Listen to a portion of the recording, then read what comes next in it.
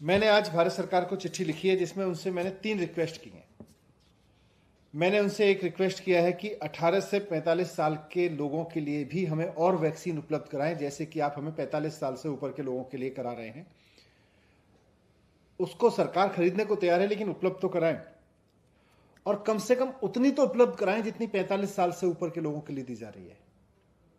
क्योंकि 45 साल से ऊपर के लोगों के लिए जैसे आपने अभी 3,83,000 और दी है, तो वैसे ही 45 साल से छोटे उम्र के लोगों के लिए भी आप हमें 3,83,000 या 4 लाख वैक्सीन और दे दें, तो हम इतने लोगों को साथ साथ और लगा सकते हैं। वरना हमें 4 दिन के अंदर अंदर अपने ये सेंटर्स बंद करने पड़ेंगे। आज से 3 दिन में हमको 18 से 45 सेंटर, 18 से 45 उम्र के वर्ग के लिए जितने हमने वैक्सीनेशन सेंटर खोले थे, ये अब खाली पड़ जाएंगे। इसके बाद हमको ये बंद करने पड़ेंगे।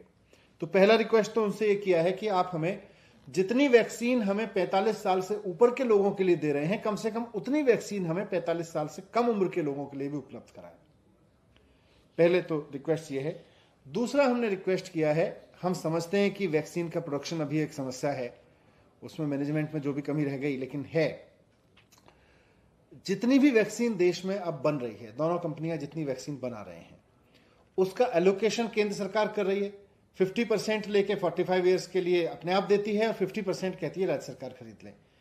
तो इसका एलोकेशन का पूरा डेटा सार्वजनिक हो, इसमें ट्रांसपेरेंसी होनी चाहिए कि किस राज्य को 45 साल से ऊपर के लोगों के लिए कितनी वैक्सीन दी है, 45 साल से नीचे के लोगों के लिए कितनी वैक्सीन दी है। वो एलोकेशन का डेटा ट्रांसपेरेंट होना चाहिए।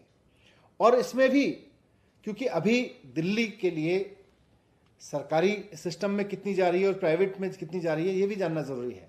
तो अगर कंपनियां प्राइवेट को सप्लाई कर रही हैं, तो हमें ये भी बताती रहें कि उन्होंने सरकार को कितना दिया है, प्राइवेट को कितना दिया है पूरे देश में। तो ये पूरे देश का ये डेटा सार्वजनिक रहे, किस राज्य को कितनी वैक्सीन मिल रही है, उसमें से कितनी सरकारी सिस्टम को मिल रही है, कितनी प्राइवेट सिस्टम को मिल रही है। ये सार्वजनिक होना बहुत जरूरी है, इसमें ट्रांसपेरेंसी होना बहुत जरूरी है। जिस तरह से ऑक्सीजन के एलोकेशन को लेके केंद्र सरकार ने ट्रांसपेरेंसी बरती और हर एक राज्य का डेटा हर एक राज्य को पता है कि उसके हिस्से में इतनी ऑक्सीजन आई या आ रही है, वैसे ही सब राज्यों का वैक्सीन डिस्ट्रीब्यूशन का डेटा भी, अलॉटमेंट का डेटा भी पूरा होना चाहिए, ट्रांसपेरेंट होना चाहिए।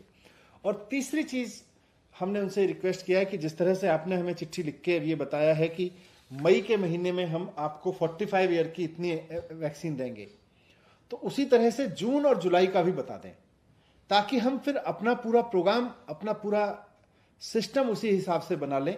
हम अपनी पूरी योजना इसके हिसाब से बना लें कि हम मई के साथ साथ जून और जुलाई में भी कितने लोगों को और किस तरह के कितने सेंटर्स खोलने की जरूरत पड़ेगी, कितने सेंटर्स हम चलाएंगे, ये सब हम अपना प्रोग्राम बना के रखें।